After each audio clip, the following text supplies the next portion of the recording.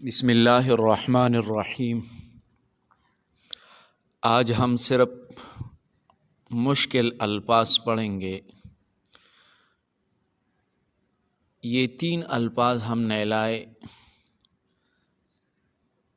اکثر لوگ اس میں غلطی کرتے ہیں اور غلط پڑھتے ہیں یہ الفاظ، تو اس لیے ہم نے یہ 3 الفاظ لائے ہیں تاکہ آپ یہ سیکھ لیں اور دوسروں کو یہ بتائے کہ یہ الفاظ ہم کس طرح پڑھیں گے، کیونکہ نماز میں اکثر لوگ یہ الفاظ پڑھتے ہیں اور غلط پڑھتے ہیں، تو اس سے بہتر ہے کہ ہم یہ سیکھ لیں اور پھر پڑھیں۔ تو پہلا لفظ ہے، یہ ہم کس طرح پڑھیں گے؟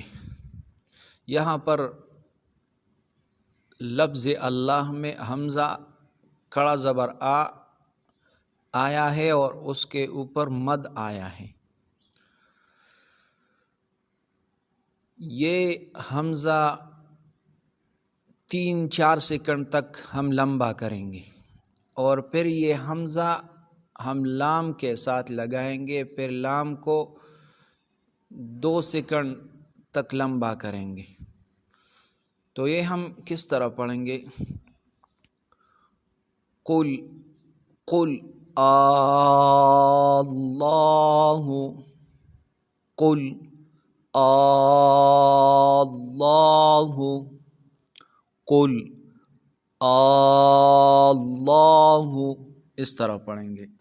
یہ پہلا لفظ ہے۔ دوسرا لفظ ہے قل اللہ۔ یہاں پر لوگ اکثر غلطی کرتے ہیں۔ ہم نے یہ پہلے بتایا ہے کہ جب لفظ اللہ سے پہلے کسرہ آ جائے، زیر آ جائے، تو وہاں پر ہم یہ لفظ، یہ لام ہم باریک پڑھیں گے، اور اکثر لوگ اس طرح پڑھیں گے قل اللہ، قل اللہ۔ یہ غلط ہے۔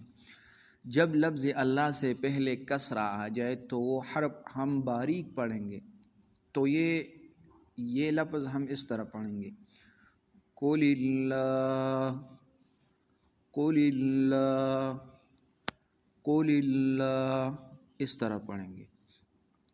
تیسرا لفظ، یہاں پر یہ لفظ جو ہے اس میں اکثر لوگ غلطی کرتے ہیں، اور غلطی کیا کرتا ہے؟ یہاں پر جیم پر سکون آیا ہے اور اکثر لوگ اس پر زبر پڑھتا ہے، اس طرح پڑھتا ہے لوگ رب جعلنی، رب جعلنی، رب جعلنی، رب جعلنی، اس طرح پڑھتے ہیں، اور یہ غلط ہے۔ ہم یہ کس طرح پڑھیں گے؟